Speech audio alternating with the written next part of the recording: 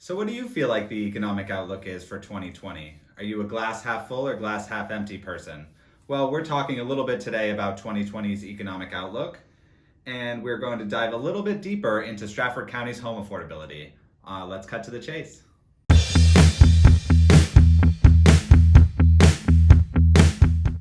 Welcome to Cut to the Chase with Jen and Dan.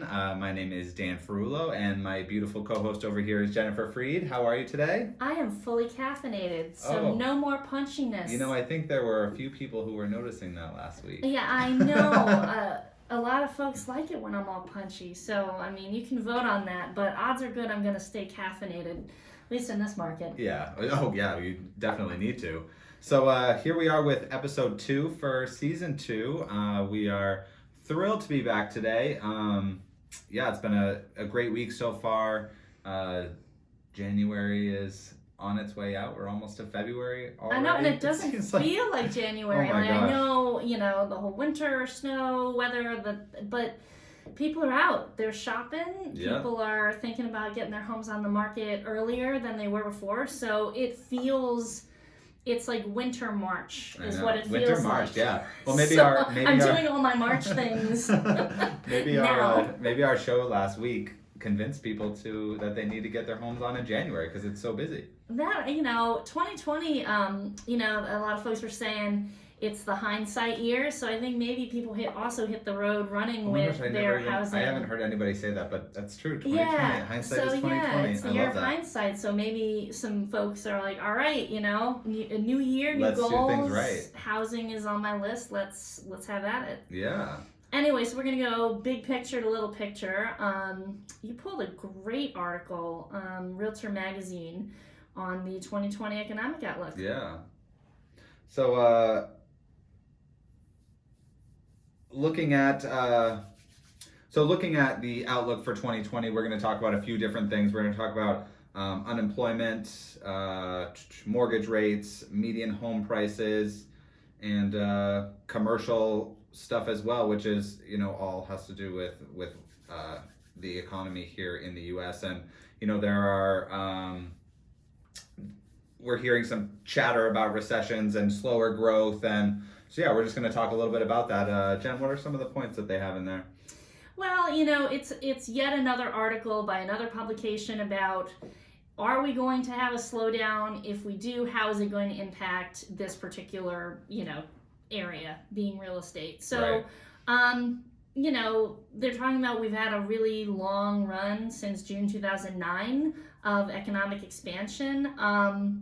It's been pretty unprecedented, and it's been confusing for people because there are not a ton of signs in some sectors that it's really slowing, Mm-hmm. but then it's breaking all of conventional wisdom. So the idea is it going to be a good year for real estate? And point number one is, with unemployment staying low, more people are going to have funds, to buy homes, as well as the mortgage rates being so low. It's kind of two pluses for buyers right there nationally. Yeah, for sure.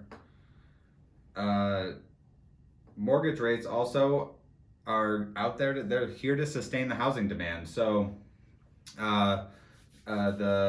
Lawrence Yun, the chief economist for NAR, says that they don't foresee that the Fed is going to raise their rates in 2020. They're going to keep rates low so that the 30-year fixed mortgage rate is expected to average at 3.8% this year, which is exceptional for home buyers. And that certainly helps to drive the demand for housing, not to mention the lack of housing that's out there, but the fact that homes are so affordable right now. I mean, with each quarter of a percentage rate drop, your buying power increases by about $10,000 to $15,000. So it certainly is a great thing for buyers who are out there right now. So 2 points for affordability. Yep. Also, they address housing supply. So one of the challenges folks are seeing all over, especially in the Seacoast, is there are more buyers than there are homes to sell them. This article suggests an improvement in that area. but that it's not going to be enough to meet the demand, which is going to keep the market pretty hot. But new home construction is on its way up, which is going to alleviate the situation. We talked in previous shows about how when everything did crash in the mid 2000s, people really stopped building homes. Builders really pulled way back, and as part of like a healthy house ecosystem, those new homes are needed, almost like population growth for a country. So it's taken years and years and years for the right balance of new construction to be on the market. So we're starting to get some relief now that those homes are being built, and those numbers, they've been caught up from that time. Yeah, exactly. And then talking a little bit about commercial, about multifamily and industrial properties, and multifamilies and investment properties are one of my favorite things to talk about. And in the commercial space, investors, they're expecting that they're going to be paying a premium for multifamily properties, industrial and warehouse properties as well, because they're really low rental vacancy rates. And I actually just had a friend send me a message this morning or last night, and she was asking, if we were able to help finding rentals. And rentals we don't do a lot of, because most of the time a rental that's available is available on Zillow or apartments.com or anything like that. And the stuff that's in the MLS, there are fewer homes in the MLS. So it just, I think she was thinking, maybe since we're in the industry that we know things about rentals that they don't, and that's really just not the case, unfortunately. So it just goes to show, like, people are having a hard time finding rentals, that they're doing everything that they can and searching in other avenues to try to find them. Yeah, we're still under 5% in terms of available units. So we have fewer than it would be healthy for the number of people looking for rentals around here. So it makes a good opportunity for people that have rental properties or are looking to pick some up. I also liked when they were talking about industrial properties. I know a lot of our listeners don't really purchase industrial properties, but because Amazon bought Whole Foods and now they're all doing delivery services, in the back of my mind, I have no knowledge of what Whole Foods may or may not be coming to the Seacoast area, but we're one to come and offer delivery service. I mean, fantastic opportunity for everybody, for jobs, for a service that some people are looking for, and they might be looking for local warehouses to do that kind of marketing around here. Yeah, exactly.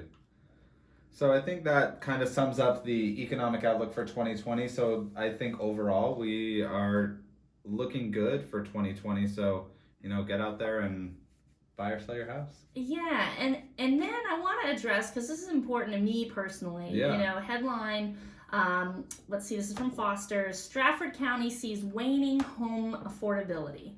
So affordability is a tough issue because it's a personal issue. Yeah.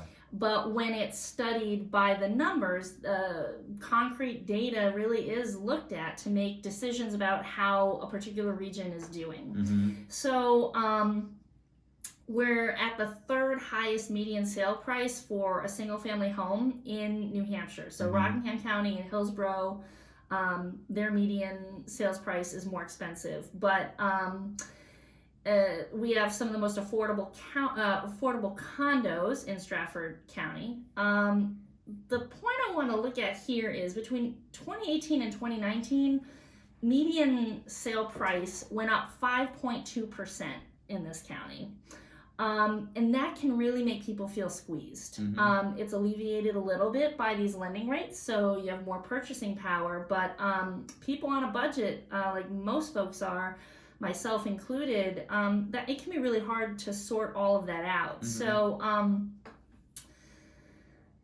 one of the things that's keeping, New Hampshire housing prices so high is that it's one of the safest states. I looked up U.S. News, so Maine, Vermont, New Hampshire, in terms of crime, we have those three states have the lowest crime in the entire country. In terms of unemployment, we have extremely low unemployment in New Hampshire. So we're in like a 5-way tie for 5th place. So they've got Vermont first. There's a 2-way tie for 2nd place, 4th, and then 5 states tied for 5th. So it's really low, 2.6%. And again, this is on the U.S. Bureau of Labor Statistics.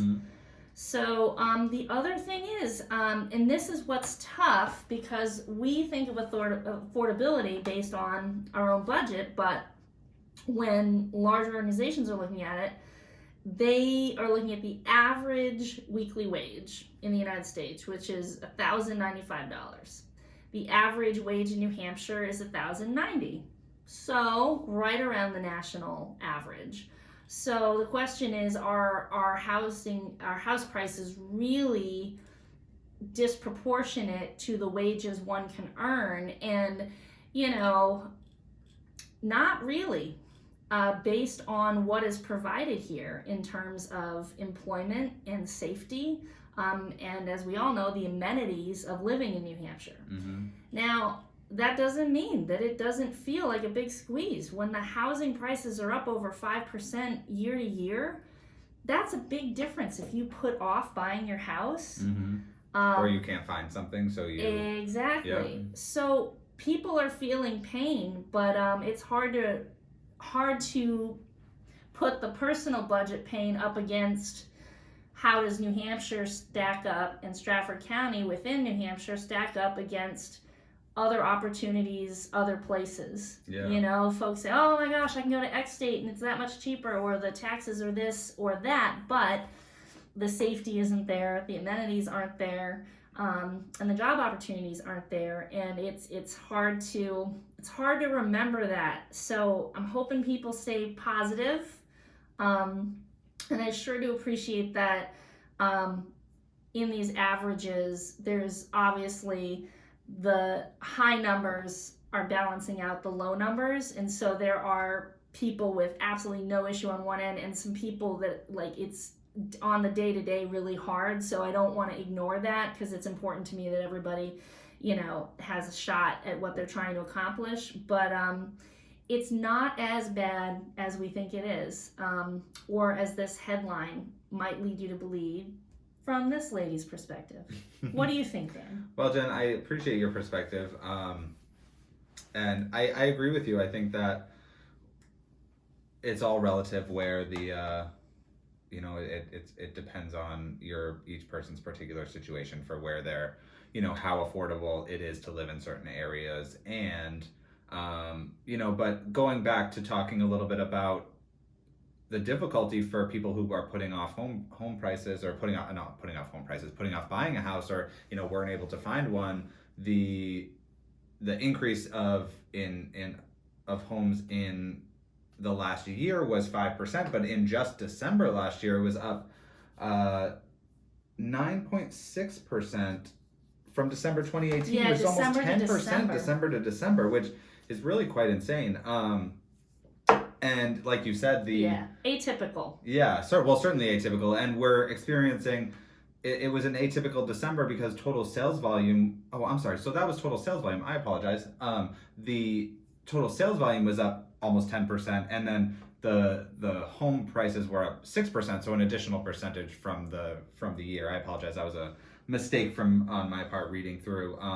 But still, so what I was saying was December itself was an odd month because there was such a high increase in sales volume, and January we've been seeing the same thing, which we talked about a little bit last week, and I think we'll probably continue to be talking about this as we get into the spring market. And it seems like we talked about last week again, the spring market is coming early, and buyers are out there, they're ready, they want to buy a house, and hopefully they'll be able to find something.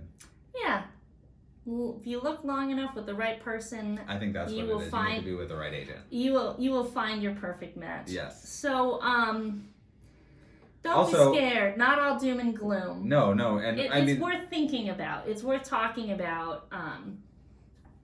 Yeah, for sure. And another point too, here in Strafford County, where our average days on market is 20 days less than in the rest of the state. So homes are selling not only, and I think because Strafford County is a little bit more affordable than Rockingham, so people are trying to pick up what they can before the prices go up too much. It also has two of the largest cities Yes. in the state, Yes. Dover and Rochester. Rochester, yeah. So we have the population too. Yeah, exactly. So we'll obviously continue to follow with what's going on, but kind of more serious topics these past couple of weeks we've been talking about, the economy and where we're expected to go. And I think going into the new year, it's kind of important to look ahead and look behind and look ahead, and just to see what we're expecting. And we'll obviously keep you up to date on what's going on as the year progresses. Yeah. Stay positive, get excited, and have fun out there in all that snow. Yes. Hopefully the snow goes away soon. Have a great day. Bye now.